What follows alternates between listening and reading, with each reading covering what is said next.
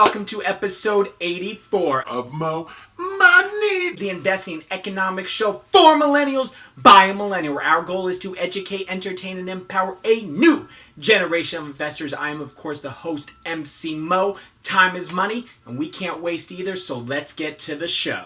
$3.99. That is the best price to pay for anything. My friend Jerry once told me, if it's free, it's me. And goddamn it if I haven't been living by those words ever since. People love free things, and businesses know that. Businesses give people free things all the time. Free samples, interest-free, free delivery, buy one, get one free, free channels, free streaming of music, and a bunch of other freebies that I'm probably forgetting. But the obvious thing is businesses are not fucking philanthropists, okay? Nor should they be. They exist to profitably create products and services that people want at a lower cost and higher quality than anyone else.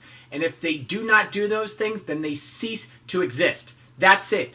Period. They don't exist to oppress people or to steal the wealth of everyone for the greedy capitalists. That's what governments exist for.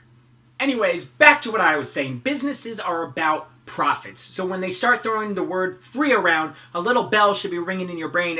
Ding-a-ling-a-ling, motherfucker. Is anyone home? There is always a catch to free. There is no such thing as a free lunch. So this week on Mo Money, we are going to be discussing free or zero-cost investment services. Who would have ever thought Wall Street would offer free things to people? Exactly.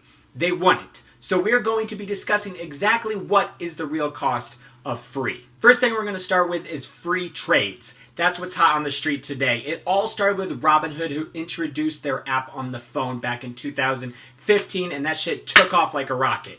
JP Morgan recently introduced their program, You Invest, which gives users 100 free trades. TD Ameritrade has 60 free days of trade program when you sign up as well. So these things are meant to entice you and get you drawn into these services. From there, these services will begin to offer you other services that you must pay for, classic bait and switch. So it starts off free, but then you end up paying for something down the road. On top of that, Robinhood sends their order flows to large financial institutions to be executed. What does that mean? For example, you want to buy Tesla at $1 a share. It shows on Robinhood $1 a share for Tesla. So you buy one share. Your order, along with all the other people using Robinhood, will be sent to a large bank. The bank will buy the shares and return them to Robinhood and its customers. The thing is, most likely you will not be buying the stock for $1.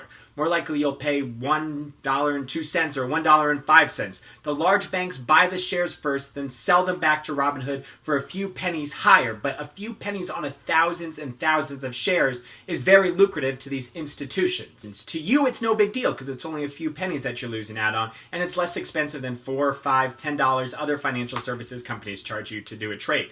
Another hidden cost can be over trading. You may think that trading is free, and as we just showed, it basically is, but the more you trade, the more taxes you will have to pay. Remember, holding a stock for less than 12 months means it gets taxed at the same rate as your income, which could get very expensive. A small fee to make a trade may make you double think a rash buy or sell impulse. Next, we'll discuss ETFs and mutual funds, two of the most popular investment vehicles for retirement. Every ETF and MF have expense ratios, which is the percent of money used to cover expenses of the fund.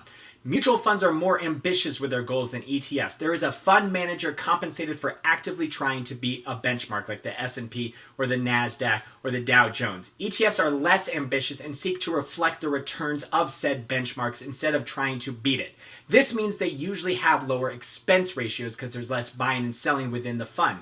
Always look at the expense ratio of a mutual fund or an ETF before buying. And anything near or above 1% for a mutual fund is pretty expensive. And anything higher than 0.5% for ETFs, you are paying too much. Mutual funds have also sales charges. So when you buy or sell the shares, the person who sold them to you could be rewarded by the company who manages the fund. And these can get as high as 5%. So if you bought one share of an ETF for $1, only 95 cents of your money would be invested, which again seems insignificant, but you're already 5% in the hole right off the bat. Some other expenses to keep in mind: if you have an online brokerage account, any more than $10 to make a trade not worth it. If you have enough money to have a financial advisor, look for one who is fee only or a fee-based advisor, and they only charge a fee of 1 to 2% of your total assets. Besides that, most of these companies provide free and low-cost services in typical ways. It's like Facebook or Google, they sell ad space on their platforms, or they use free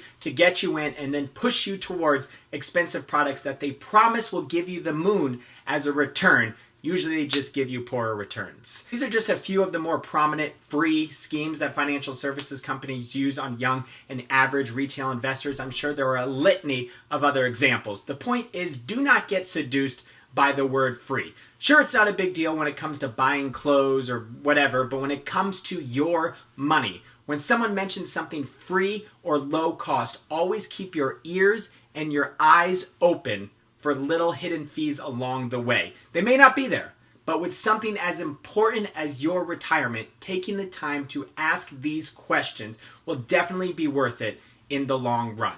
Thank you so much for watching another episode. You can find new and classic episodes of Mo Money right here on YouTube. For now, don't forget to like, comment, subscribe, share, follow me on Twitter, follow me on Instagram, like me on Facebook. Mo Money signing out.